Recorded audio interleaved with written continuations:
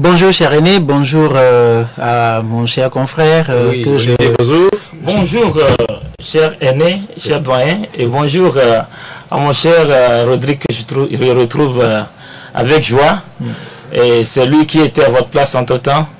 Bon, maintenant il a décidé de prendre notre place, mais bon, voilà. Bienvenue dans les rangs des débatteurs. Voilà. C'est un plaisir donc de vous avoir ce matin pour ce débat. L'actualité cette semaine dans le monde, c'est sans doute la COP, conférence des partis, qui rassemble chaque année pays et experts pour trouver des solutions au changement climatique. Elle s'inscrit dans la Convention cadre des Nations Unies sur le changement climatique qui existe depuis 1944. Nous en sommes à la 29e conférence cette année à Bakou en Azerbaïdjan. Alors, la question qu'on se pose, quelle est l'utilité de ces rencontres qui ne changent rien au changement climatique et à ses conséquences, Rodrigue? À mon avis, ces rencontres, je dirais, sont importantes même si elles n'apportent pas grand-chose. Au moins, on comprend que les gens sont conscients qu'il y a un souci auquel il faut trouver des solutions, sauf que ils ont transformé ce rendez-vous en un marché de vente aux enchères où ceux qui ont les meilleurs arguments et qui n'ont même pas la capacité de traduire dans les faits leurs arguments font la pluie et le beau temps. On a transformé ça en un festival annuel où on gaspille l'argent, les ressources pour soi-disant aller à la recherche de ressources. Et c'est un peu écœurant.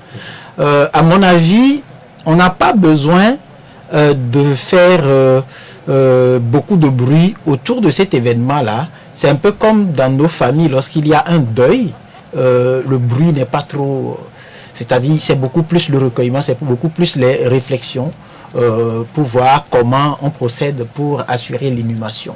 Aujourd'hui, on est face à un souci majeur et ce que les gens trouvent à faire, c'est de se complaire dans ce rendez-vous-là où on fait un matraquage médiatique, on frappe dans le viseur des caméras et puis bon, voilà, c'est parti pour un an, voilà. On revient. Alors prévu jusqu'au 22 novembre, Olivier, la COP29 doit se conclure par un nouvel objectif d'aide financière aux pays en développement afin d'aider ceux-ci à faire face à la crise climatique jusqu'en 2030. Le chef de l'État, Faure Gnassingbé, qui a fait le déplacement de Bakou, a dans une intervention insisté sur la nécessité d'une justice, ce qu'il appelait une justice climatique réelle. Faure Gnassingbé, nous l'écoutons. Nous sommes ici pour rappeler une vérité simple. Les promesses climatiques non tenues ne suffisent plus. Chaque année, l'urgence s'accentue. Chaque année, l'inaction nous rapproche des points de non-retour. Il est temps que nos actions reflètent l'ampleur de l'urgence. Pour nous amener dans cette direction, je voudrais faire deux observations. La première, c'est qu'il faut une véritable justice climatique, c'est-à-dire une responsabilité partagée mais différenciée entre les pays. L'Afrique paie le prix fort de la crise climatique. Nous contribuons peu aux émissions globales, mais nous en subissons néanmoins les impacts les plus sévères. Ce sont nos écosystèmes, notre sécurité alimentaire et nos économies qui sont en première ligne de cette crise. Notre besoin de justice climatique ne peut plus être ignoré. En tant que dirigeants, notre responsabilité est d'aller au-delà des promesses et d'agir concrètement. Le Togo est prêt à faire sa part. Nous avons fait de la durabilité un pilier de notre développement avec des programmes de reforestation, de protection côtière contre l'érosion et une transition énergétique axée sur les énergies renouvelables. Mais nous n'allons pas seuls inverser la tendance mondiale. C'est la justice climatique qui doit être la boussole de toutes nos discussions ici. Elle demande à ce que des fonds de soutien conséquents soient déployés pour protéger nos populations et notre biodiversité. Elle exige aussi que les grands émetteurs reconnaissent enfin explicitement ce principe de justice climatique dans les accords internationaux. Mon second point, c'est qu'il faut des solutions sur mesure aux défis climatiques africains. Il y a des spécificités africaines à la crise climatique. En plus du fardeau disproportionné, les profils de risques climatiques de nos pays sont souvent différents de ceux observés ailleurs. Il faut aussi reconnaître que l'adaptation climatique présente des défis uniques pour des économies en développement et des sociétés largement rurales. Ces défis spécifiques appellent des réponses spécifiques. Il nous faut des solutions adaptées aux réalités africaines, mais aussi des mécanismes adaptés pour atteindre ces solutions. Nous ne pouvons pas nous contenter de discussions génériques ni de solutions standardisées. Cela signifie financer la régénération écologique de nos littoraux et développer des infrastructures rurales résilientes.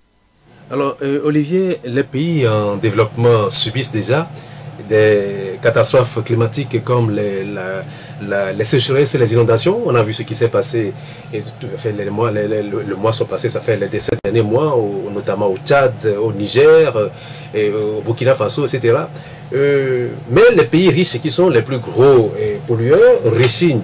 D'abord, cette année, beaucoup ont boycotté la réunion, ils ne se sont pas rendus en Azerbaïdjan pour certaines raisons. Alors, ils rechignent à sortir le chéquier. Alors, on comprend donc, est-ce qu'on peut dire que dans ce cas-là, on comprend l'appel du chef de l'État togolais à une justice climatique?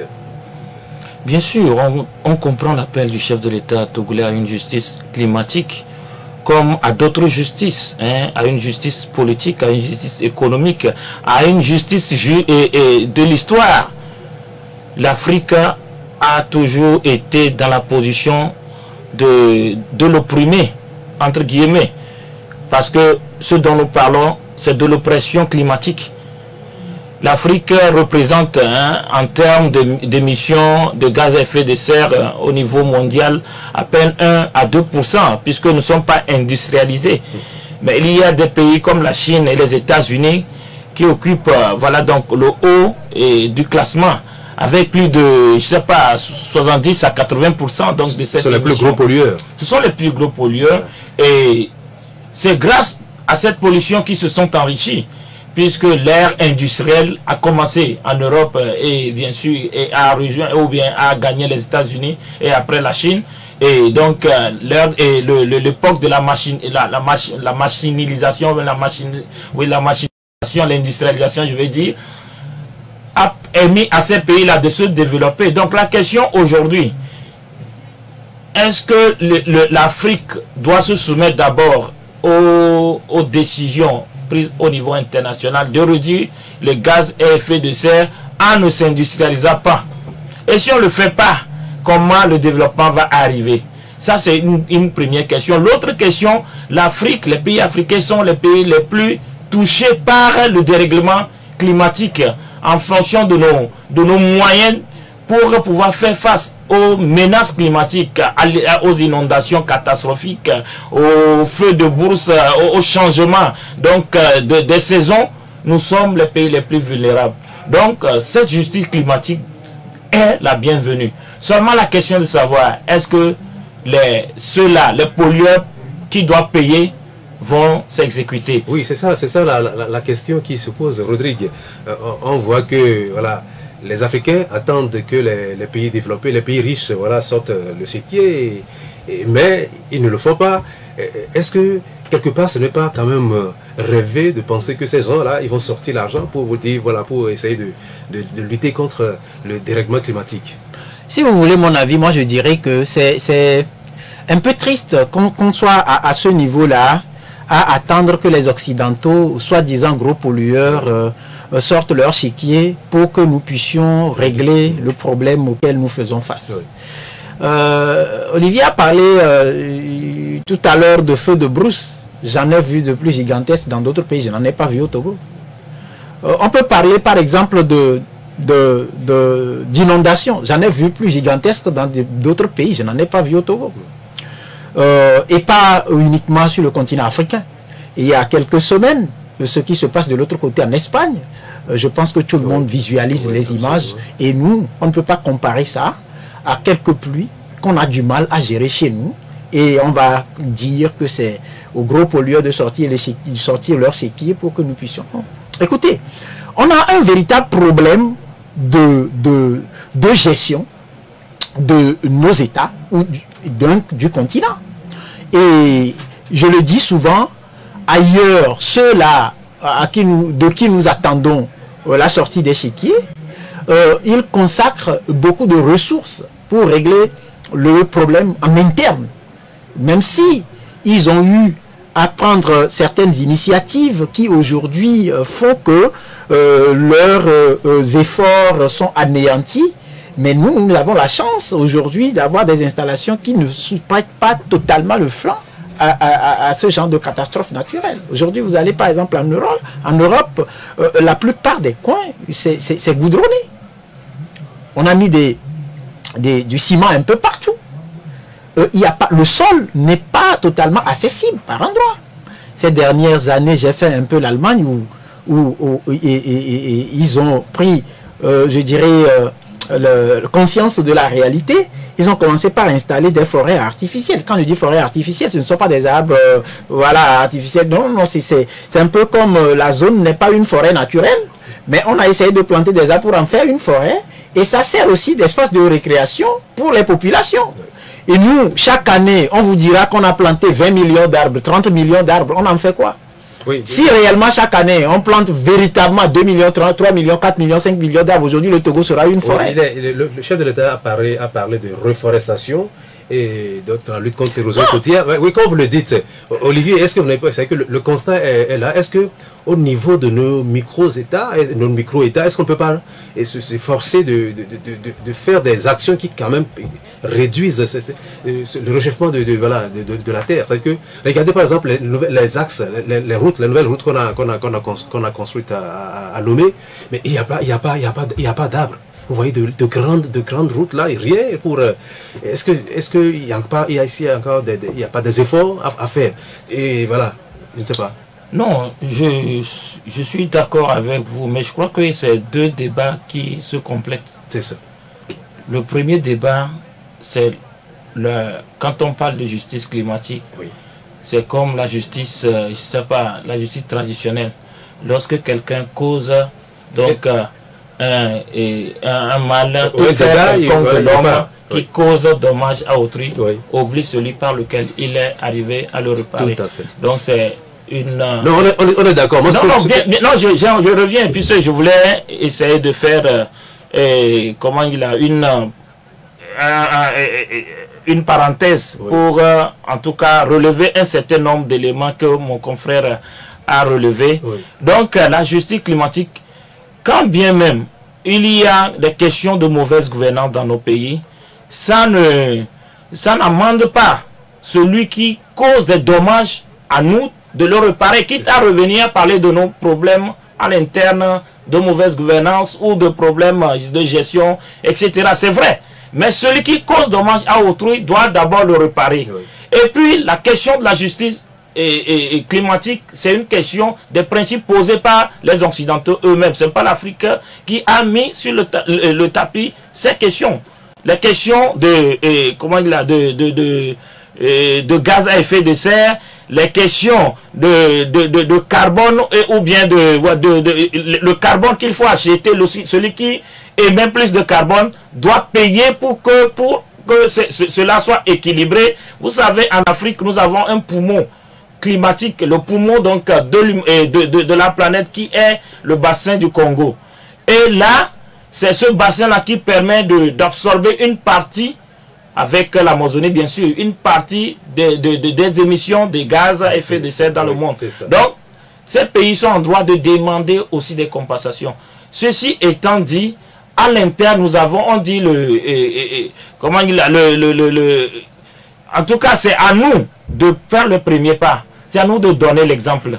La charité bien donnée commence par soi, mais c'est ce que je voulais. Donc, c'est à nous de commencer d'abord par nous-mêmes. Nous n'allons pas attendre que c'est l'extérieur qui vienne construire notre pays pour nous. Voilà. Et par exemple, le Togo a une grande ambition. Planter 1 milliard d'arbres. Le Togo n'a pas attendu les Occidentaux avant de décider cela. Absolument. Maintenant, c'est le mécanisme de mise en œuvre qui, moi, me pose problème. Comment on fait pour arriver à 1 million d'arbres, 1 milliard. À 1 milliard plutôt d'arbres d'ici 2030. Là, il faut qu'on nous explique cela. Par quelle méthode, par quelle méthodologie. Ok.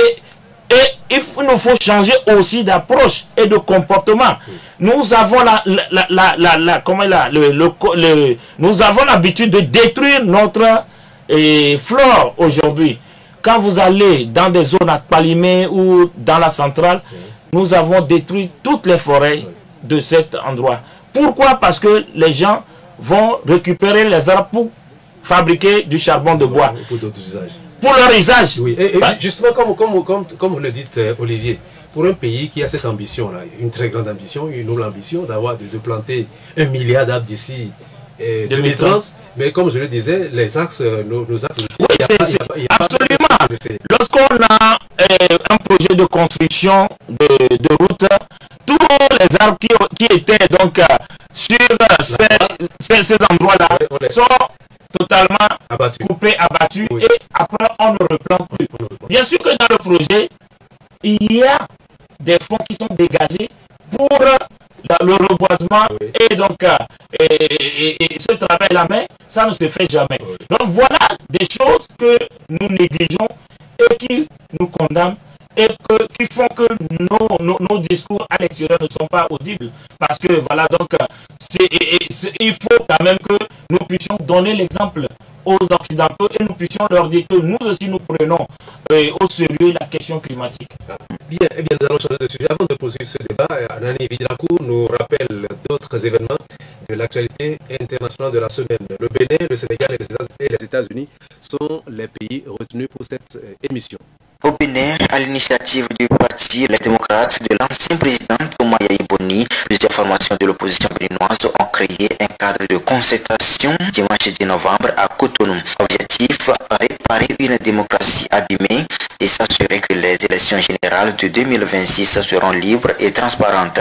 Baptisé cadre de concertation, la coalition est pour l'instant composée de 5 partis, à savoir les démocrates, le mouvement pour la libération MPL, la grande solidarité républicaine GSR, la nouvelle force nationale NFN et le mouvement Nous le ferons. La nouvelle coalition est dirigée par un bureau composé de 6 membres dont les démocrates occupent la présidence et le secrétariat. Élections législatives anticipées au Sénégal, la campagne a pris fin ce vendredi. Cette dernière semaine a été marquée par des scènes d'agression et de violence entre les militants du pouvoir et de l'opposition. Après un appel à ses partisans à se venger d'éventuelles agressions d'opposants politiques, le Premier ministre Ousmane Sonko a fait marche arrière mardi en appelant ses militants au calme et à une campagne apaisée. Et puis aux États-Unis, Donald Trump sera officiellement investi le 20 janvier, mais il a déjà commencé à choisir les membres de son cabinet, ses secrétaires et directeurs d'agence. Des proches et fidèles du milliardaire républicain se voient proposer de hauts postes. Ce jeudi, il a offert un job au sommet de l'État à Robert F. Kennedy Jr., Stephen Miller, Doug Collins et Doug Bourgogne. Toujours en lien avec Donald Trump, cette fois-ci sur le plan judiciaire, le procureur a suspendu son appel dans la procédure contre Donald Trump pour rétention de documents. Une cour d'appel fédérale américaine a suspendu jeudi la procédure en cours contre Trump pour rétention de documents classifiés après son départ de la Maison Blanche à la demande du procureur spécial Jack Smith.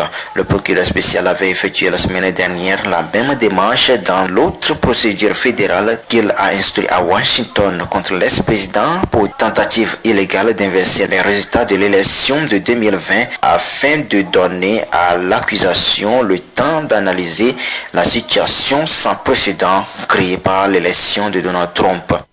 Alors, chers confrères, au Bénin, plusieurs partis politiques, comme nous venons de l'entendre, de l'opposition, ont créé un cadre de concertation.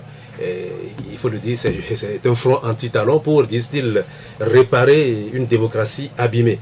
Alors, la démocratie est-elle vraiment abîmée au Bénin? Rodrigue, qu'est-ce que vous en dites? Je suis un peu avec intérêt ce qui se passe au Bénin. Oui. Le Bénin, je dirais que le Bénin est dans une étape transitoire avec l'avènement de Patrice Talon au pouvoir. Vous voyez le pays... Transition vers quoi? Entre quoi et quoi? Transition. En venant, Talon a parlé de rupture. Oui. La rupture avec ce qui était fait jusqu'à son arrivée. Oui. Et certainement par rapport à l'avenir, donc une transition. Une transition, c'est-à-dire la rupture, ce sera un travail pour asseoir une vision sur ce qu'on veut du Bénin, sur les prochaines décennies. Alors, aujourd'hui, c'est dans l'ordre normal des choses, quand on est en politique, que des acteurs, parce qu'au sommet des États, au niveau des politiques, c'est une bataille, une course pour le fauteuil présidentiel. Et donc, c'est normal que les partis politiques envisagent déjà de se mettre, je dirais, en ordre de bataille afin d'éviter toute surprise en 2026. Et quand vous allez au Bénin, vous voyez qu'il y a quelques semaines, on prêtait intention au président Talon de placer son dauphin, qui est devenu un détenu depuis quelques temps maintenant, Olivier Bocor. Et au Bénin, on continue de prêter intention au président Talon de chercher à briguer un troisième mandat, même si la constitution du pays est claire là-dessus. Dans sa vie, nul ne peut faire plus de 2 mandats. Et le président lui-même, il avait souhaité en venant un mandat de 7 ans qui a été rejeté par l'Assemblée nationale. Donc aujourd'hui, moi je dis, c'est dans l'ordre normal des choses, cette effervescence-là qui s'observe. Les gens s'inquiètent, oui. Mais parlant de la démocratie se rattache à des principes. Et des principes, et aux normes des principes, on peut parler de la bonne gouvernance. La bonne gouvernance, on peut parler du développement, on peut parler de l'inclusion, on peut parler de la liberté d'expression, la liberté d'association, la liberté d'opinion, etc. Oui, Rodrigue, on sait que cette coalition d'ailleurs dénonce la gouvernance de Talon, vu d'ailleurs beaucoup, au contraire, beaucoup de personnes pensent, en voyant ce que ce Talon est en train de réaliser au Bénin, beaucoup disent, enfin, en tout cas de l'extérieur, on dit, mais le Bénin fait de grands pas, mais malgré ça, si beaucoup de partis d'opposition disent que ça ne va pas et que la démocratie, pourquoi est-ce que, Olivier, pourquoi est-ce que les Béninois disent que la démocratie est abîmée dans leur pays et qu'il faut la réparer? Non, je crois que nous ne sommes que des observateurs. Oui. Les Béninois sont les premiers à apprécier et à évaluer la gouvernance de Talon. Oui. Nous, en tant qu'observateurs de loin, on peut donc aussi suivre et évaluer les évaluateurs, pourquoi pas. Donc, la démocratie abîmée, et je ne saurais dire ça comme cela. Surtout que ceux qui parlent ne sont pas les plus neutres de la scène politique béninoise. Et vous savez, mon confrère l'a relevé, les Béninois seront invités donc aux urnes dans quelques mois, pour ne pas dire peut-être une année au plus. Donc voilà donc les camps qui se préparent, hein, les quartiers généraux de l'opposition. C'est de bon ton que partout où les élections s'annoncent, voilà donc les partis politiques s'organisent. C'est normal. Et le contenu donc de leur discours ne pourrait être autrement. Si Talon avait construit le Bénin comme Paris, vous n'aurez pas une opposition qui dira que voilà donc tout va bien et que l'adversaire voilà a bien fait. Jamais ça n'existe nulle part ailleurs. Maintenant, c'est à nous, en tant qu'observateurs, de voir si ce qu'ils disent est vrai ou non. Oui. À quelque part, c'est vrai. Puisque Talon, à son arrivée, le premier chantier auquel il s'est attaqué, c'est de chasser ses opposants les plus farouches. Ceux qui peuvent le gêner. Et nous parlons d'Ajavon oui. et d'autres oui. Qu'il a mis en prison, la dame Rekia Magodougou. Donc voilà des indicateurs qui déjà étaient au rouge et qui prouvaient qu'il y avait voilà donc une propension vers l'autoritarisme. Après cela, il y a eu les libertés d'expression qui ont été attaquées. Les journalistes ont été jetés pêle-mêle en prison pour voilà donc des peccadilles, et ce sont aussi des éléments qui entrent en ligne de compte. Mais sur le plan du développement et du travail, nous avons vu que Talon a fait un grand pas au Bénin. Oui. Le Bénin a changé d'aspect en quelques années. Là, c'est une réalité. J'ai vu tout récemment un classement des pays africains sur le plan des infrastructures routières. Le Bénin est classé 5e sur le continent et même devant la Côte d'Ivoire. Alors, Rodrigue, parmi les revendications de nouveau front de l'opposition, il y a la libération des détenus politiques, un combat que vous aussi vous menez ici au Togo, et le retour des exilés. Alors, et parlant justement de la détention des prisonniers, le groupe de travail de l'ONU sur la détention arbitraire estime que la détention de l'opposant Joël Aïvo est arbitraire. Encore une pierre jetée dans le jardin de Talon. Mais écoutez, comme je le disais, on ne peut se réjouir que la place d'un adversaire politique soit la prison.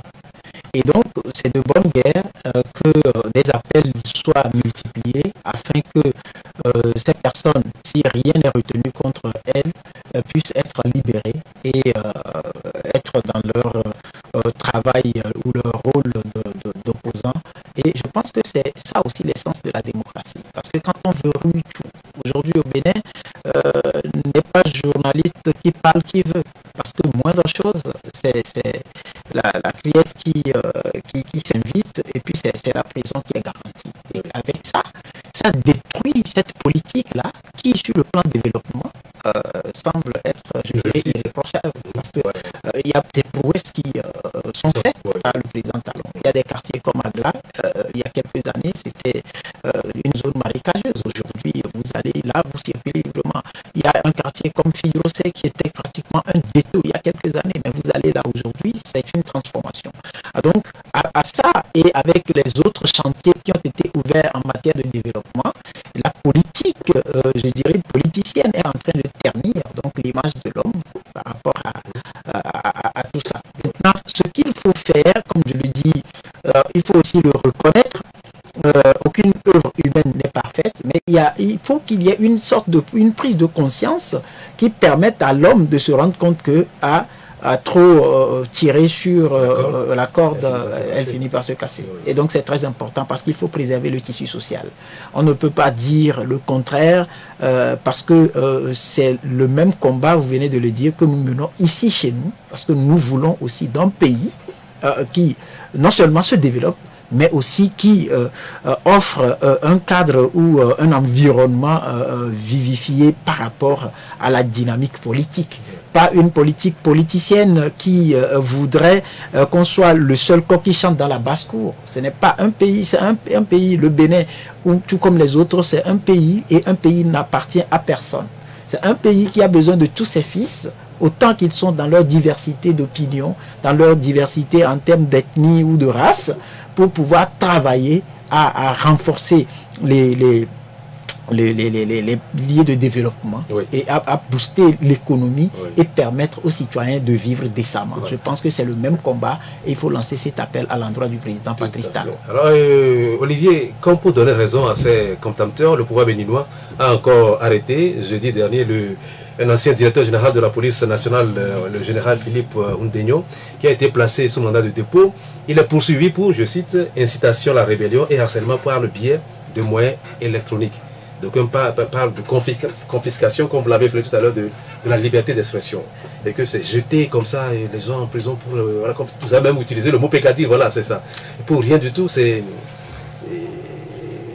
de nature quand même à jeter du discrédit sur l'ensemble de son œuvre que tout le monde apprécie, et même les Béninois. Absolument, absolument. Talon a une propension... On se demande même, on s'étonne devant des réalisations, on dit mais où trouve l'argent même où pour faire tout ça là? Oui, bien sûr, on s'étonne en même temps des réalisations, on s'étonne en même temps de sa facilité à embastiller les gens, donc à soulever donc tout le monde, à jeter en pâture ces contacteurs. Pour peu que vous donc souleviez la voix, vous élevez la voix pour dire et voilà donc quelque chose qui ne plaît pas au camp Talon, et vite fait il y a la criette, il y a donc la justice et qui vous rend visite. Donc voilà des choses qui sont en train un peu de jeter du discrédit sur ce travail ô combien et salutaire, combien important que Talon est en train donc... Oui, Olivier, à la lieu où vont les choses, imaginez-vous, Talon respecter sa parole de ne pas briguer un troisième mandat. Déjà, il avait, comme tout à l'heure, Rodrigue l'avait rappelé, il avait promis il avait promis faire juste un seul mandat de 7 ans. Il en est au deuxième aujourd'hui. C'est vrai que les Béninois avaient refusé. Il en est aujourd'hui au deuxième. Et avec tous les ennemis qu'il se crée, tous les mécontents qui sont là, pourra-t-il partir et n'avoir rien à craindre pour son sort? Non, il faut l'espérer. Ça ne complique pas, voilà la chose. Il faut l'espérer. Sinon, je crois qu'il va engager son pays sur la voie d'une aventure sans lendemain. Oui. Et parce que, voilà, mon confrère l'a dit tout à l'heure, on n'a pas besoin donc d'un seul coq dans la basse-cour qui chante. Et il y a assez de Béninois donc pour prendre la relève. Quelqu'un était là avant lui. On lui a laissé donc la place. Il doit aussi laisser la place à quelqu'un d'autre. Cependant, j'ai tendance à lui accorder le bénéfice du doute.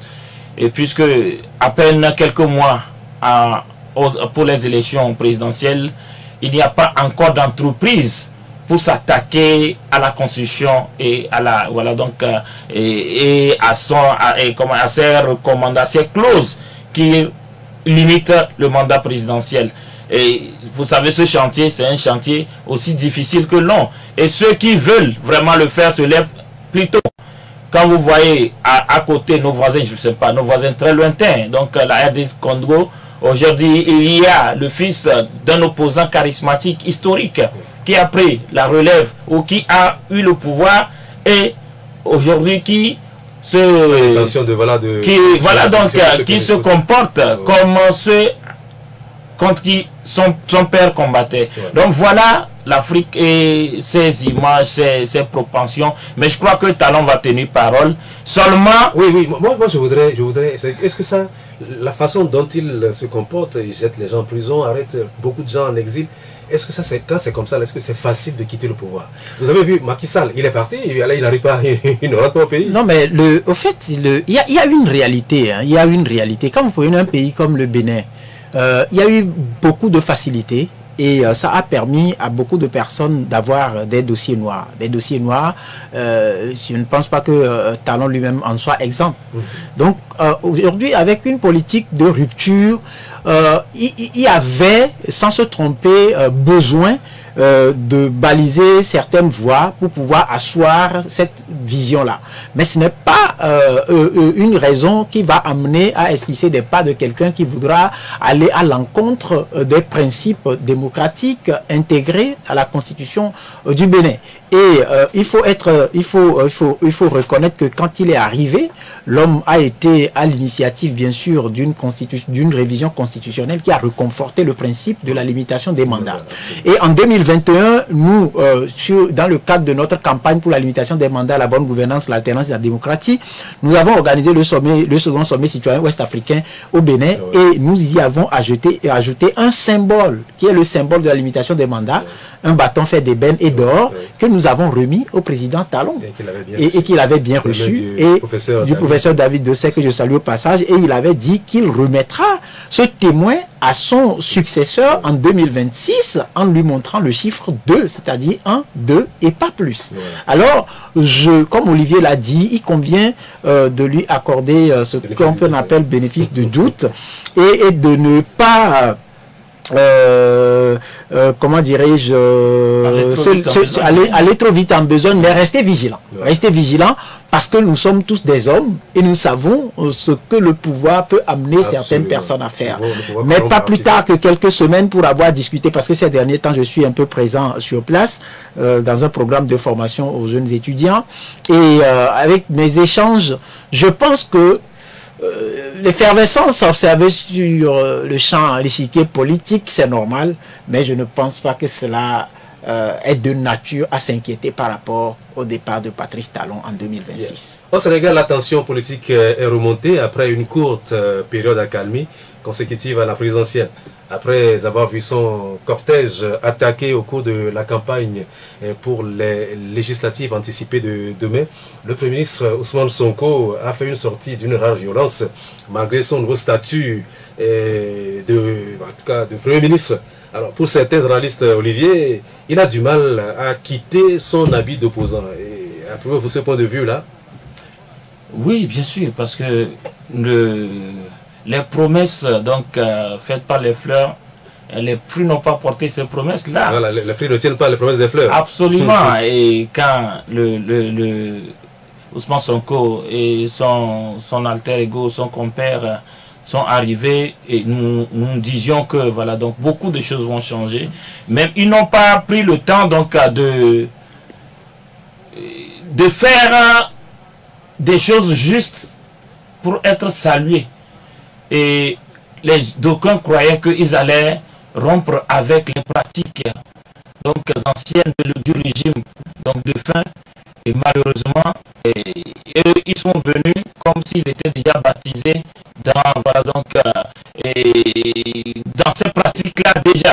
De quelles pratiques parlez-vous? Mais les pratiques consistent à utiliser les leviers du pouvoir pour rendre des comptes aux adversaires. Nous avons parlé tout à l'heure de talent. Et ils auraient pu faire autrement. C'est vrai que le régime Macky Sall a fait voir de toutes les couleurs à Sonko et à son camp. Mais ils sont arrivés avec l'envie de vengeance. Et nous savons comment ça s'est passé. Quand Sonko invite ses partisans à ne pas céder et à rendre coup pour coup, et il ne parle pas d'autres personnes que du camp de Macky Sall. Il ne parle pas d'autres personnes que des militants du camp de Macky Sall. Est-ce que le Sénégal a besoin aujourd'hui d'avoir des camps qui s'affrontent éternellement? En fait, ce qui s'est passé dernièrement, c'est entre Ousmane Sonko et Barthélémy Diaz, c'est surtout le maire de Dakar, qui s'est allié. Voilà une alliance. Bien sûr, c'est les coalitions qui... Mais finalement, il a quand même, il s'est ravisé. Il s'est ravisé, il a bien appelé, sûr. voilà, il a demandé à ses militants de ne rien faire. Alors, qu'est-ce qui pourrait expliquer cette grande crispation et cette grande tension au sein du microcosme politique sénégalais, Rodrigue? Écoutez, le Sénégal est un pays qui vient de sortir d'une situation, enfin pas qui vient de sortir, qui est en train de poser les bas pour sortir d'une situation assez catastrophique créée par le président Macky Sall durant son mandat. Et vous savez, le pouvoir, il faut comprendre le pouvoir. Macky Sall a fait usage du pouvoir pour creuser des gouffres. Aujourd'hui, il faut faire usage du pouvoir pour combler le vide créé, pour pouvoir remettre les choses en place. Et c'est pour cela, cette raison que vous allez comprendre que lorsqu'il y a blocus au niveau de l'Assemblée nationale, le président n'a trouvé autre alternative que de faire usage de la loi pour prendre ses responsabilités, ce qui justifie bien sûr ces élections-là qui arrivent. Et vous savez, beaucoup de personnes se sont cachées sous l'immunité parlementaire avec la bénédiction de Macky Sall pour poser des actes qui aujourd'hui méritent d'être clarifiés. Et donc, allant à ça, il y a effervescence, bien sûr, parce que certains ont peur, effectivement, de perdre. Et quand on va perdre, ça voudra dire que le voile est levé sur tout ce qui est dans les placards et on pourra répondre devant la justice parce qu'on voit que les jeunes là qui sont arrivés veulent véritablement chercher, fouiller, parce que bien avant qu'on entre dans le vif du sujet par rapport aux législatives, il y a beaucoup de bruit qui courait déjà sur ceux qui ont pu amasser des milliards sous Macky Sall. Et donc, il faut aller à la recherche de ces fonds, au recouvrement de ces fonds-là, pour pouvoir travailler à développer le pays et permettre aux Sénégalais de se mettre à l'abri du besoin. Et donc, il y a cette peur-là aussi, parce que quand vous êtes maire de Dakar, écoutez, Dakar, c'est, pour ceux qui connaissent bien sûr le Sénégal, Dakar, c'est une ville avec un fort potentiel économique. Et donc, quand on est maire de Dakar, vous vous souvenez de l'époque avec Abdoulaye Wade, maire de Dakar, quand on est déjà maire de Dakar, c'est-à-dire qu'on lorgne le fauteuil présidentiel et ça fait peur. Alors, perdre cette place parce que quand les choses vont se mettre en place, ce sera difficile. Mais il y a aussi l'autre peur parce que Ousmane Sonko a déjà organisé ses législatives en invitant les gens à payer un ticket à 1000 francs pour venir à un meeting, assister à un meeting.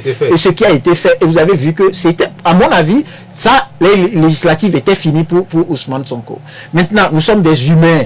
Trébucher, se relever, c'est important. Parce que face à vous êtes au pouvoir et face à un certain degré de violence de l'adversaire politique, si vous n'arrivez pas à vous contenir, vous allez dire des choses qui peuvent... C'est ce qui est arrivé. Et c'est normal parce que il y a aussi...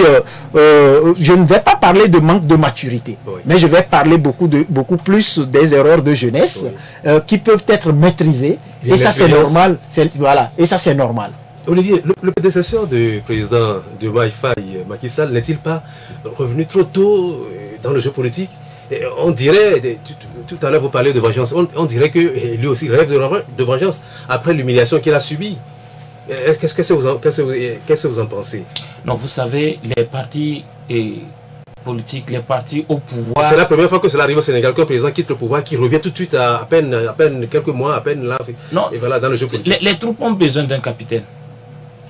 Les troupes ont toujours besoin d'un capitaine. Oui. Lorsque le général disparaît, le troupeau, où je vais prendre l'image... donc je suis en train de parler d'une tradition au Sénégal. Oui, bien sûr. Quand Dieu fait partie, il est parti.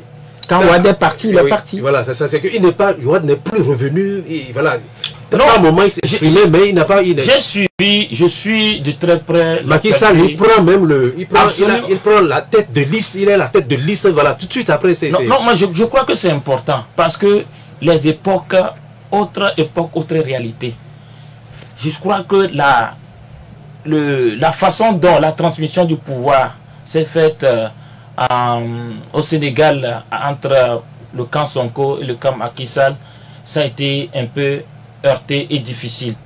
Et au lendemain de cela, si Macky Sall n'était pas là, celui qui prenait la relève donc de son camp ne faisait pas le poids.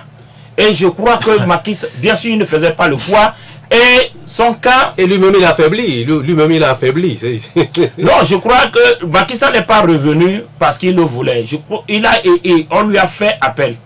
On lui a donc demandé d'occuper le terrain pour ne pas perdre un certain nombre de choses au niveau politique. Malgré, il est socialiste, mais il n'est pas rentré pour faire la campagne. Non, vous savez ce dont il a peur. Vous savez ce dont il a peur. Il aurait bien fait qu'il serait rentré. Ça, je ne protège pas ni ne défends pas Macky Sall. Mais là, sa situation actuelle, son camp avait besoin de sa présence. Et il le fait si bien. Nous allons voir les résultats dans les urnes. S'il n'avait rien à se reprocher, pourquoi il ne rentre pas pour faire... Non, justement, parce qu'il a des choses à se reprocher. De toutes les façons, nous avons suivi les dernières élections, oui, et la campagne et donc le processus électoral et toute la guerre qui a été ouverte contre... Ses successeurs parlent de beaucoup de malversations qui ont été découvertes, ce qu'ils rejettent. Mais non, ça ne manque pas. Oui, lorsque vous avez fait plusieurs années au pouvoir, personne au monde, et nous allons voir le camp Sonko, quand ils auront fait 5 ans, 10 ans au pouvoir, et quand ils seront en train de partir, nous allons voir ce qui va arriver. C'est toujours comme ça dans tous les pays, peut-être à l'exception de l'Occident, même si parfois eux cachent certaines choses. Nous avons vu l'exemple donc des États-Unis. Quand Wade est parti, on n'a pas dit que voilà, il y a eu des malversations. Personne n'a dit ça. Non, mais nous avons vu les conditions dans lesquelles Wade est parti et nous avons vu les difficultés qui ont été faites. Mais je crois que le camp Macky Sall a été plus fair-play que le camp Sonko aujourd'hui. Et bien sûr, plus fair-play en ne voulant pas rendre certains comptes à Wade. Et si je me trompe, je peux me tromper, mais Macky Sall vient des rangs de Wade, ou du camp de Wade, je vais dire, du parti de Wade. Donc c'était les mêmes personnes qui entre-temps se sont séparées. Aujourd'hui, il y a un camp qui est vraiment dans l'opposition et qui est venu rendre des comptes à un camp qui était au pouvoir et qui est parti. Bon, ça c'est... Oui, je sais pas si... Oui, mais je fais l'effort de comprendre le développement de mon confrère. Mais il faut noter une chose, hein, soyons sérieux. Oui. Si y a un adage burkinabé qui dit, lorsque tu vois un crapaud en plein jour, il faut savoir que quelque chose menace sa vie. Au même au Togo, on le dit, c'est notre adage. Non, oui, je dis, voilà, que ce soit au Togo ou au Burkina, c'est ça. Et donc, je ne pense pas que, pour avoir été président de la République 2 mandats, c'est un statut de député qui va permettre à Macky Sall de jouer sur l'échiquier politique sénégalais. Il peut rester un homme à voix consultatif pour des questions plus sérieuses, comme on le voit ailleurs. Mais aujourd'hui, moi je crois que c'est un Macky Sall qui a du mal, il vit mal son départ, son éviction de la scène politique, il ne l'accepte pas. Oui. Et trop tôt, il y a des révélations qui persistent sur des malversations financières et on se dit, ben écoutez, on va se jeter à l'eau pour voir si on peut acquérir l'immunité et on se met à l'abri pour au moins 5 ans. Donc moi c'est la lecture que je fais. Sinon en temps normal, lorsque... parce que les pays... C'est dangereux de penser qu'après, par exemple, Rodrigue Aego, il n'y aura plus personne pour être journaliste de sa trempe. C'est dangereux de penser qu'après Della Agbo, il n'y aura plus personne pour animer cette émission, Olivier. Je suis désolé de le dire. Dire que celui qui a remplacé Macky Sall n'a pas eu de poigne ou n'a pas été à la hauteur, c'est ça qui nous entraîne dans des forfaitures qui aujourd'hui font qu'on manipule les constitutions pensant que c'est pour permettre à quelqu'un de devenir président à vie. Ce genre de pensée, s'il vous plaît, il faut que ça cesse si nous pensons à nos enfants, nous pensons aux générations futures. Parce que moi, Rodrigue, par exemple, je le dis tout le temps, Olivier l'a dit, j'ai travaillé à la radio, j'ai travaillé à la télé, j'ai travaillé à la presse écrite, arrivé à un moment donné, je suis passé à autre chose. Et là, je m'apprête à passer à autre chose. Je ne me vois pas m'asseoir éternellement dans un studio de radio ou de télé parce que je suis... Non. Il faut arrêter ça. Bien. Donc, celui qui est venu, vous avez bien fait de mentionner que il n'a pas été affaibli par son coup, mais il a été affaibli par son menteur, par Macky Sall lui-même, qui a souhaité que celui-là vienne, à défaut qu'on assiste à la scène qui s'est produite par 2 fois en Côte d'Ivoire. Ben, lui, il a fait plutôt le choix de l'affaiblir. Donc, c'est extrêmement dangereux. J'ai mal compris et je m'explique. Oui, rapidement, 30 secondes. Macky Sall, qu'est-ce qui lui interdit d'être candidat aux élections législatives? Rien. En principe, rien. Qu'est-ce qui interdit à un ancien président d'être candidat? Rien ne l'interdit. Il a accepté céder le pouvoir, il est parti. Oui. Il ne pouvait pas faire autrement, de toute façon. Bien sûr, donc il n'est pas incontournable. Comme mon confrère le dit, personne l'a dit qu'il est incontournable. Oui. Macky Sall est parti démocratiquement. Et nous l'acceptons. Il n'est pas parti démocratiquement. Il faut nuancer. À une élection qu'il est parti. Oui. Donc, mais ça ne veut pas dire que c'est démocratique. La démocratie, l'élection fait partie des principes et des critères de la démocratie. Donc c'est démocratiquement. Oui. D'accord? Oui, c'est démocratiquement. Même s'il a fait de modèle. Oui, bien sûr. Même s'il a voulu rester avec... Mais quand même, il a accepté par élection. Donc c'est démocratique. Oui, tout à fait. Alors, après, il veut conduire donc une liste qui est représentée par son parti. D'accord? C'est démocratique. Nous sommes libres de relever des observations. Donc c'est ça ma position. Olivier, Aego et les journalistes. Eh bien, chers confrères aux États-Unis, Donald Trump est comme un tsunami qui a tout balayé sur son passage. Après avoir remporté la présidentielle, grands électeurs et vote populaire dans la poche, arraché le Sénat aux démocrates, eh bien, son camp conserve également la majorité à la Chambre des représentants. Autant de pouvoir dans les mains d'un seul homme comme Donald Trump. Les Américains n'ont-ils pas des soucis à se faire pour leur démocratie ou voilà, je ne sais pas. Non, moi je ne pense pas que les Américains ont un souci à se faire. Et j'estime que c'est une certaine constance qui démontre à combien la politique proposée par l'homme est, je dirais, adjoubée par les Américains.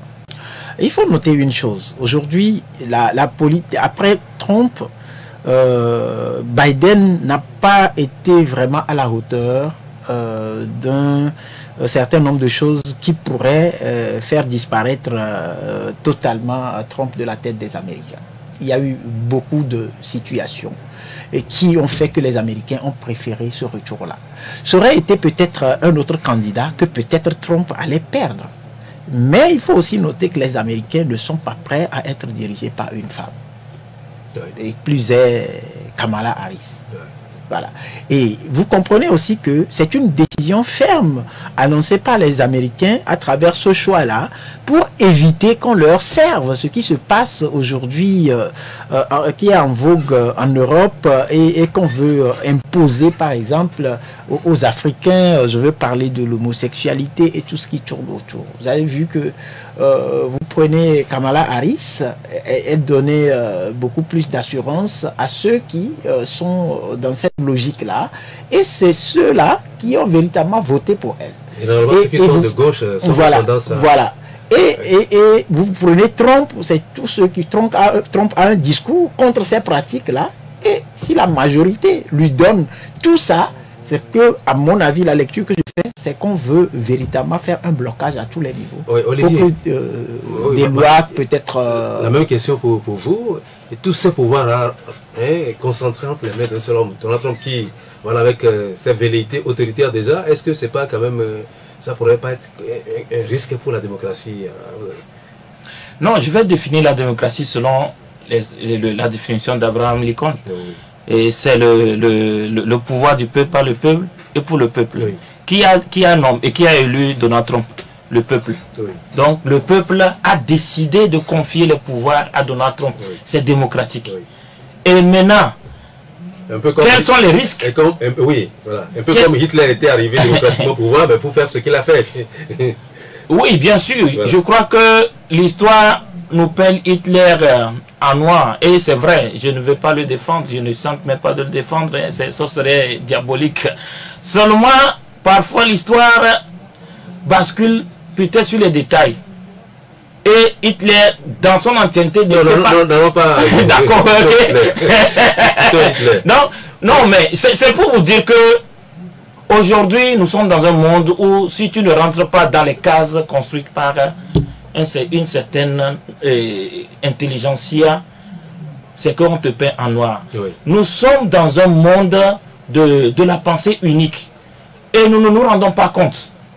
Parfois, donnons l'occasion à ceux qui sont différents de nous de s'exprimer aussi, pour voir qu'est-ce qui est différent, qui peut faire différemment que de nous. C'est ce que moi je dis et je ne condamne pas, puisque j'ai suivi toute la période de campagne de Donald Trump. Et s'il fallait le faire. Vous avez compris ma question. Oui, votre question, j'ai très bien compris la question. J'allais en venir. Non, pardon, je vais peut-être aller à ça, mais il fallait que je vienne là pour dire que tous les pouvoirs sont concentrés entre les mains de Donald Trump parce que le peuple américain a voulu ainsi. Alors, le peuple américain fait confiance en celui-là pour changer un certain nombre de choses. Et il croit que s'il a ces pouvoirs-là, il peut les changer. Donc, c'est pourquoi on lui a confié ça. Et alors, c'est à l'œuvre que nous, en tant que non-américains, on va voir. Mais c'est les Américains qui apprécieront. Seulement, il a été peint en noir depuis longtemps que c'est le diable. Oui, bon, ma réponse à la question. Vous savez, les États-Unis ont un atout. L'atout, c'est le dynamisme dans le fonctionnement des institutions et la séparation des pouvoirs. Ce n'est pas parce qu'il a tous les pouvoirs à tous ces niveaux que tout ce qu'il va porter comme projet de folie passera. Ça ne passera pas. Ça ne passera pas. Et je crois que c'est Obama. Hein. Oui, c'est Obama. C'est Obama. Obama a dû se battre pour que son projet Obamacare là puisse passer.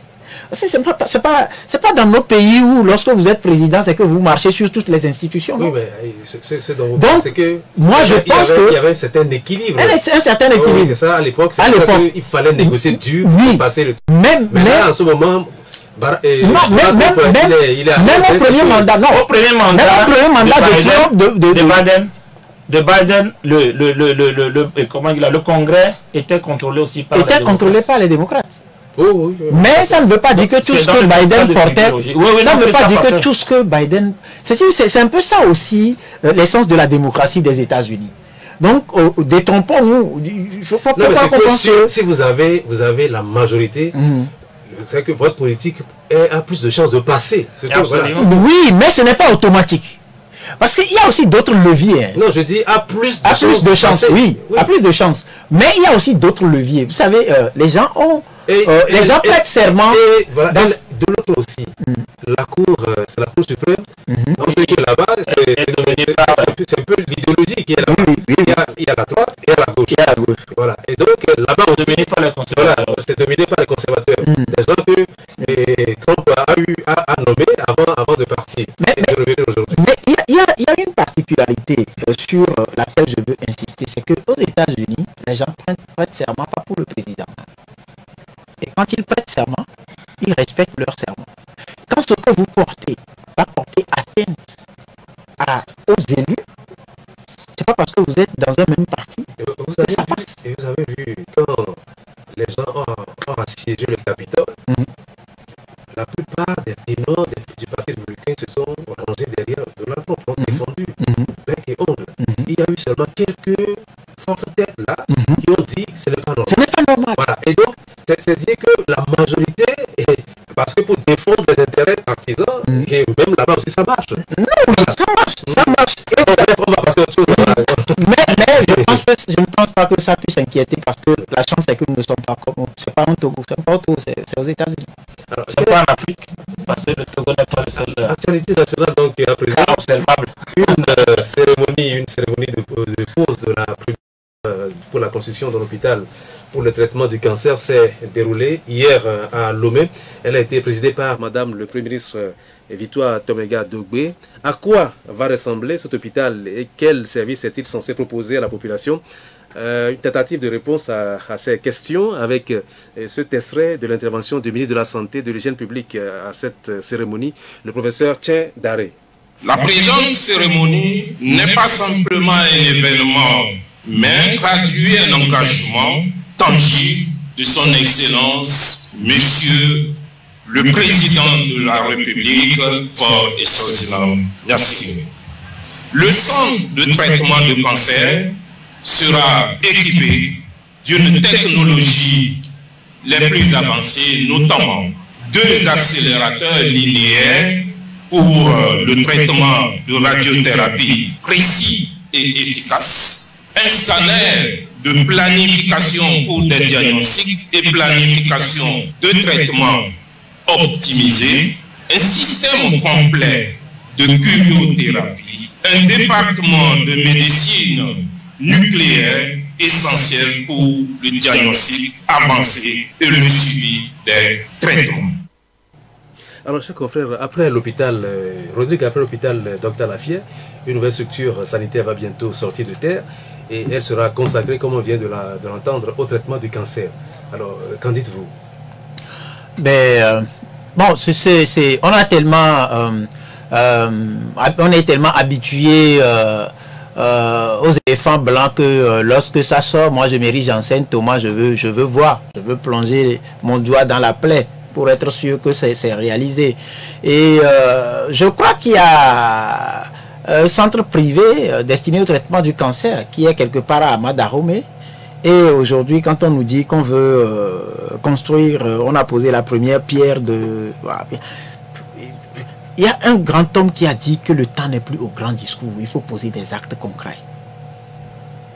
C'est le concret qu'on veut aujourd'hui. Oui, est-ce que c'est pas le concret qu'on veut faire là, en posant la première pierre? Non, mais c'est que très souvent, quand j'observe un peu, on a parlé du Bénin tout à l'heure. On a parlé du Bénin tout à l'heure et la différence est nette. Vous voyez que on ne parle pas, on ne parle pas de pose de première pierre, mais on constate juste que quelque chose a été fait et on voit ce qui a été fait. C'est palpable. On peut aussi faire économie de cela. Mais chacun a son angle, chacun a son choix et ses motivations. Mais moi, la question que je me pose, on dit l'emplacement de la chose. C'est ça ma préoccupation. L'emplacement de la chose. On ne va pas dire qu'il n'y a pas d'espace et que c'est au cœur d'un camp que ça sera construit. Alors qu'en réalité, quand il faut être sérieux chez nous aujourd'hui, ça pose un problème d'inaccessibilité pour les citoyens lambda. L'entrée à certaines zones. Si on construit, non, ce n'est pas si. Ce n'est pas si. Un hôpital dans est-ce que vous prenez le... Certainement que non, mais, si vous construisez un hôpital sur cher un site aîné, et que vous ne permettez pas aux gens d'avoir... Cher aîné, il y avait le camp hérité. D'accord? Il y a une route qui est construite et ceux qui habitent dans la zone avaient beaucoup plus de facilité en empruntant la route là pour vaquer à leurs occupations. Mais cette route là est fermée. Non, ça c'est... Non, j'en viens. C'est pas un autre débat, s'il vous plaît. C'est pas un autre débat. Oui, la question d'accessibilité, si c'est quelque chose qui est destiné aux populations, vu les relations qui existent entre les citoyens, les civils que nous sommes et les corps habillés, et quand vous prenez les recommandations de la CVJR, on a parlé même on a initié beaucoup d'actions pour rapprocher les deux positions. Et à ce jour, je ne pense pas que ces deux positions sont rapprochées pour que quelque chose qu'on dit être destiné aux citoyens soit logé dans une telle enceinte. C'est mon avis. Olivier, qu'est-ce que voilà votre avis par rapport à cela? La Non, condition d'un nouvel hôpital. Vous savez, la prévalence du cancer ces derniers temps dans notre pays, c'est très élevé. C'est plus de 8000 cas par an. Oui. D'accord? Et le cancer du sein est en première position. Ça tue nos mères, ça tue nos soeurs. Oui. Et il va falloir donc mener une lutte hardie contre cette maladie que nous ne connaissions pas assez il y a quelques années seulement en arrière. Donc nous avons un centre de cancérologie privé de docteur Adjenou Rose. Donc hier, je vais parler de vendredi, et ce centre a lancé une campagne de dépistage du cancer du sein à 10 000 francs qui court jusqu'au, je crois, toute la semaine prochaine. Donc les femmes sont invitées à aller, ça c'est une parenthèse. Mais l'État est celui qui est responsable de la santé publique. Et on ne doit pas, parce qu'il y a un centre privé, que l'État doit croiser les bras et ne rien faire. Donc l'État doit se lever et faire un travail. Je crois qu'au centre, à l'hôpital Sylvain Olupio ici, il y a aussi un centre de prise en charge donc de la cancérologie ou bien des personnes souvent de cancer ici. Mais il faut multiplier, parce que le cancer, ce n'est pas qu'un seul type. Il y a plusieurs types de cancers, des centaines de types de cancers. Le cancer du col de l'utérus, le cancer, je sais pas, de la prostate, etc., etc. Donc, l'État togolais aujourd'hui a décidé de s'attaquer à ce mal. Et il faut construire ce centre. Peu importe là où ça donc c'est installé. C'est-à-dire, le malade qui est au seuil de la mort, au chapitre de la mort, ne demandera pas si c'est dans un camp ou si c'est dans un champ. D'accord? L'essentiel est qu'il puisse avoir accès à ces lieux et qu'il puisse être pris en charge. Ceux qui sont dans ce camp sont des Togolais. Ce sont des personnes qui ont des familles, qui sont des parents qui tombent malades du cancer et autres. Donc, c'est une bonne chose pour le Togo d'avoir pris... Maintenant, si vous me permettez, ça c'est en quelques secondes, c'est que il faut aussi faire en sorte d'agir sur les causes et les causes de cette maladie. Oui, justement, je voulais dire, le cancer, c'était quand même... C'était rare dans le temps. On ne peut pas dire que quelqu'un atteint du cancer, c'était très très rare. Alors, qu'est-ce qui explique aujourd'hui cette explosion de pathologies liées au cancer? Est-ce que c'est notre mode de vie, notre alimentation? Comment est-ce que... C'est vrai que vous n'êtes pas des médecins, mais est-ce que pour expliquer cette situation-là? Je ne sais pas si mon confrère va intervenir, mais selon les études et selon moi, mon analyse, c'est d'abord notre mode de vie, et aussi la négligence qui est observée dans un certain nombre de choses que nous mangeons. Et l'utilisation des pesticides, l'utilisation des insecticides, l'utilisation exagérée des intrants agricoles. Parce que nos sols qui donnaient au temps de nos parents aujourd'hui, si vous ne mettez pas l'engrais, l'urée, etc., ça ne prend pas. Alors, tout le monde utilise et de façon exagérée cela, et ce n'est pas contrôlé. Les maraîchers, ça c'est encore pire. Ils mettent au matin les produits qui doivent faire une semaine, et le soir, on a déjà récolté et ça se retrouve dans nos assiettes. Il y a plein de choses qui ne sont pas peut-être des comportements que nous avons adoptés, comme la cigarette. Ça, nous savons que ça tue, ça que le cancer. Mais nous ne fumons pas trop dans notre pays. Mais nous avons des cancers impossibles parce que il y a aussi l'État qui néglige son travail de surveillance de la qualité de ce que nous mangeons et aussi de la lutte contre un certain nombre de produits chimiques. Moi, j'ajouterais l'abandon ou la démission de l'État face à la santé publique. Ça, c'est très important. Il n'y a pas que les intrants agricoles. D'abord, pour les intrants agricoles, c'est une politique... Vous savez, quand on est dans une politique mercantiliste, ça conduit à ça. On n'a pas dit que nos sols ont forcément besoin de ça pour donner.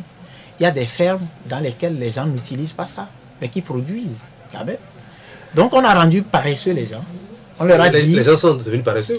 Non, on a rendu... Qui a demandé aux gens de ne pas travailler bien, de ne pas... Voilà, non, personne. Mais quand on offre certaines facilités, c'est vrai que nous sommes tous des hommes. Mais il y a l'exode rural. Nos jeunes ont quitté les champs pour prendre du médias. Pourquoi? Parce que au lieu de travailler pour développer nos villes, on travaille beaucoup plus conserver le pouvoir. On ne travaille pas pour développer nos villes. Et c'est l'homme seul qui a des certaines... je ne sais pas s'il faut parler de potentialité, où les gens préfèrent, les jeunes, les bras valides, préfèrent quitter les zones rurales pour venir ici vivre. Et comment vivent-ils? Ils dorment sur leur moto, au bord des voies. Ça, c'est pas une vie.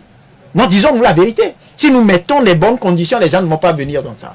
Aujourd'hui, par rapport à nos femmes surtout, à nos sœurs, à nos mamans, il y a aussi l'utilisation de certains produits pour soi-disant éclaircir la peau, se faire belle ou se faire quoi, sans mesurer les conséquences de l'utilisation de ces produits-là sur notre santé. Et malheureusement, on commercialise ça dans nos pays. Et donc, si on veut véritablement donner un signal fort, à part, je n'ai pas dit que l'initiative de construire un centre destiné ou dédié au traitement du cancer est une mauvaise chose. Non, ça c'est une bonne chose. J'ai porté un regard critique sur le choix, le cadre. Et aussi, comme je le dis, il faut donner un signal d'une volonté manifeste de travailler pour soulager le citoyen que je suis en termes de santé publique. C'est très important. On va changer de sujet. Après le gouverneur du district du Grand Lomé, les gouverneurs des régions ont commencé à prendre officiellement fonction. C'était le cas cette semaine pour les gouverneurs des régions maritimes et des plateaux. Les cérémonies d'installation de ces autorités régionales ont été présidées par le ministre de l'administration territoriale, de la décentralisation et de la chefferie coutumière, le colonel Awate Wodabalo, qui a pris soin de rappeler à ces autorités leur rôle et leur mission. Écoutons respectivement le ministre Awate Wodabalo et le gouverneur de la région des Plateaux, le général Dadja Maganawe, lors de la prise de fonction de ce dernier à Atakwame. Vous êtes le chef de la région et vous coordonnez sous l'autorité des ministres sectoriels les services déconcentrés des administrations civiles de la région, à l'exception des organes judiciaires et des trésoreries payeurs régionaux. La gendarmerie et la police sont placés sous votre autorité dans leur mission de maintien de l'ordre public. À ce titre, vous êtes investi des prérogatives de puissance publique pour l'exercice des attributions qui sont les vôtres. Il s'agit notamment de la charge des intérêts nationaux, du respect des lois et de l'ordre public, du contrôle de légalité des actes des autorités régionales décentralisées et la saisine du juge compétent en cas d'illégalité constatée, de l'assistance conseil au conseil régional et du soutien des actions de développement dans la région, du contrôle de la diffusion et de l'exécution des lois et règlements dans la région des Plateaux, de la saisine des ministres de l'administration territoriale et de la sécurité pour mesures à prendre en cas de menace. La région des Plateaux est un espace aux potentialités exceptionnelles. Ses vastes plaines, ses riches forêts, ses belles montagnes, son agriculture diversifiée et florissante et surtout sa population dynamique font d'elle un véritable poumon du développement économique, social, culturel de notre pays. Il nous appartient de continuer à faire de ces atouts un levier pour le développement de nos territoires. Je suis conscient des attentes des populations et je voudrais m'engager ici et solennellement à traduire la confiance qui m'est placée en actions concrètes. La vision de la gouvernance du chef de l'État que nous avons tous pour mission de mettre en œuvre est celle d'une gouvernance de proximité, axée sur le développement inclusif et durable. Nous sommes conscients que le développement ne peut prospérer que dans un climat de sécurité et de stabilité. Ainsi, la sécurité sera une priorité de mon action. Alors lentement mais sûrement, les choses se mettent en place suite à l'adoption de la Constitution de la 5e République et que combat Rodrigue Aego. La prise de fonction des gouverneurs nous rapproche de la mise en place du Sénat, n'est-ce pas Olivier? Absolument, absolument. Nous avons décidé d'adopter deux niveaux de décentralisation. Il y a la décentralisation classique et la déconcentration. Donc je crois que ce sont c'est ce processus qui est en train d'être mis en place et il faut donc faire en sorte que d'ici mai 2025, tout ça soit mis en œuvre. De toutes les façons, la nouvelle constitution est entrée donc en exécution. Donc on n'a pas le choix. Il faut installer les organes qui vont pouvoir aider cette constitution à mieux fonctionner. Les gouverneurs, c'est un niveau donc plus élevé de la déconcentration. Je crois que les préfets sont placés donc sous leur supervision. Ils seront là pour, en tout cas, faire en sorte que la décentralisation, la déconcentration fonctionne mieux. D'accord? Donc, le processus est lancé et nous souhaitons que ça puisse aboutir au meilleur pour nous tous, parce que nous, on nous a présenté la décentralisation et tout ce processus-là comme le sésame qui va permettre un développement à la base. D'accord? Donc, nous attendons de voir si vraiment c'est le sésame, parce que déjà, la mise en place des communes et l'expérimentation de ces communes, il y a 6 ans pratiquement, et n'est pas en train de donner les promesses qui ont été faites, parce que aujourd'hui, j'ai l'impression, peut-être c'est une fausse impression, mais j'ai l'impression qu'on recule plutôt, puisque nos villes, nos communes sont devenues très sales, comparativement peut-être à il y a quelques années, alors que nous avons une décentralisation à la base et les communes ont aujourd'hui des maires qui doivent coordonner tout cela. Qu'est-ce qui se passe pour qu'on ait l'impression qu'on n'évolue pas? Peut-être que les communes ont besoin de moyens pour mieux fonctionner, on ne sait jamais. Mais jusque-là, le gouverneur de la région centrale n'est toujours pas nommé. C'est bien cela, non? Oui, bien sûr. Le gouverneur de la région centrale n'est pas encore nommé, n'est pas encore connu. Voilà. Bien, Rodrigue, je ne sais pas si vous avez... Non, mais écoutez, moi, vous l'avez dit, tout ce qui se fait là ne m'émeut pas, parce que je ne suis pas dans la logique d'une certaine constitution qui n'a rien à voir avec le choix du peuple togolais. Le peuple togolais a fait son choix en 1992 avec une constitution qui limite le mandat à 2 et qui a prévu des organes qui vont travailler véritablement pour le développement. C'est le même peuple et donc quand on vous dira le peuple togolais, le peuple, détrompons-nous, le peuple togolais n'est pas 80 combien de personnes qui se sont enfermées notamment dans une pièce quelque part pour décider de saquer l'image de notre cher pays, le Togo. Je suis désolé. Et écoutez, en tout cas, ce que je sais, ce qu'on peut comprendre de ce que je sais, comme Olivier l'a dit, oui. Il est utile de se poser la question de savoir si nous sommes en train de reculer ou pas. Non, ce n'est pas en mettant en place tout ça qu'on va développer le Togo.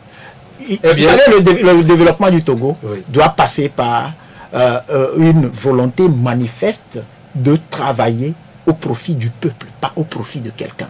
À partir du moment où tout se fera au profit de quelqu'un, pour quelqu'un, et en déphasage total avec la définition de Abraham Lincoln de la démocratie telle que Olivier l'a dit, le pouvoir du peuple, par le peuple, pour le peuple, on sera à ça. Voilà, allons poser ce genre de questions. On va rentrer dans ce débat, on va changer de sujet parce que le temps nous prend déjà la gorge.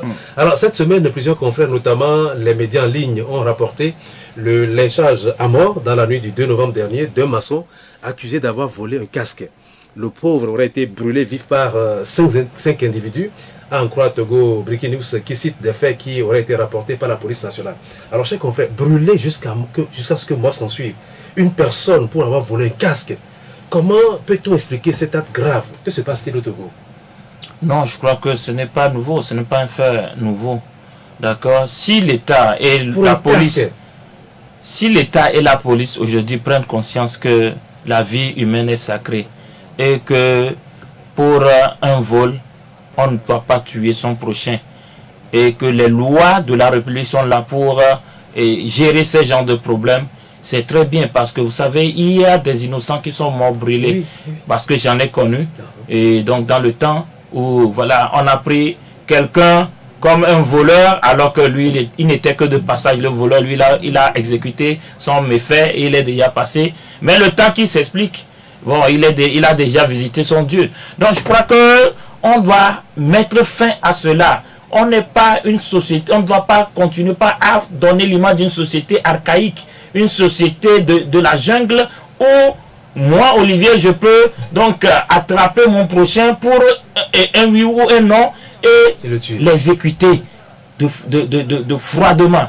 Donc, les responsables, donc les auteurs, les présumés auteurs, parce qu'on va mettre donc du bémol, les présumés auteurs de ces actes ont été présentés par donc la police et qui seront donc soumis à la rigueur de la loi. On estime que ce sont vraiment ces personnes qui ont commis ces actes parce que ça aussi, il faut faire attention. Donc, la vindicte populaire, ce n'est pas fait par 2 ou 3 personnes. Olivier, Comme vous l'avez dit, ce n'est pas la première fois que ça se passe, mais que ça continue. Et pour rien du tout, c'est un casque. Un casque, bien sûr. Pour un casque, on tue, on brûle quelqu'un. Mais qu'est-ce qui fait que les gens sont devenus si cruels, si durs? Vous savez, il y a une déchéance morale qui s'est installée au Togo. La vie humaine n'a plus de sens pour personne. Et le dire, ce n'est pas politiser une situation, non.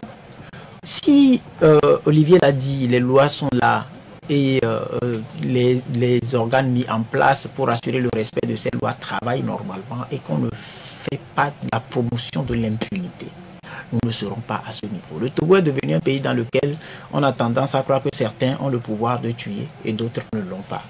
Et pour le bas peuple, surtout les gens qui se sont dit, ben, écoutez, nous on a un peu de muscles, on peut faire entendre raison, bah, ils font ce qu'ils veulent. N'oubliez pas que le 29 septembre, on a assisté à une scène pareille.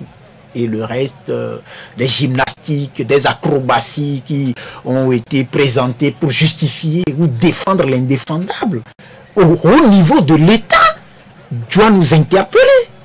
Il n'y a pas que ces individus-là qu'on a montrés comme les gens qui ont lynché. C'est un peu dommage, vous comprenez? C'est une déchéance morale qui s'est emparée de nos sociétés. Et hier, la vie était sacrée au Togo. Hier, quand par exemple de passage, même deux personnes se battent ou se querellent, on est intéressé, on a envie d'aller dire, écoutez, qu'est-ce qui ne va pas? On a envie d'aider à régler le problème. Mais aujourd'hui, là, chacun prend son bonhomme de chemin. Ça veut dire que nous avons perdu quelque chose. Ou alors nous copions sur ce que les autres font. Non, nous ne copions pas. Il y a des faits qui justifient cela. Dans d'autres sociétés, il y a des faits qui justifient cela. Dans d'autres sociétés, Rodrigue, il n'y a pas que chez nous. Dans d'autres sociétés aujourd'hui, quand les gens se battent, vous les voyez, mais vous passez votre chemin. Les gens sont habitués à ça. Mais ce n'était pas le cas chez nous. Oui, mais puisque nous sommes, maintenant le monde est devenu un village. Non, je ne pense pas. Je vous dis, on va rapidement. Nous avons perdu quelque chose. Sans doute, ok. Et qui explique cela? Bien. On va rapidement dire un mot de l'élimination des éperviers pour terminer cette émission. Gagner ou disparaître, c'est le seul choix qui restait aux éperviers du Togo à l'occasion de la 5e journée des éliminatoires de la CAN Maroc 2025 qui a été jouée cette semaine. Malheureusement, les poulains de Nibombe Daré se sont inclinés 0 but contre 1 devant le Libéria et sont du coup éliminés.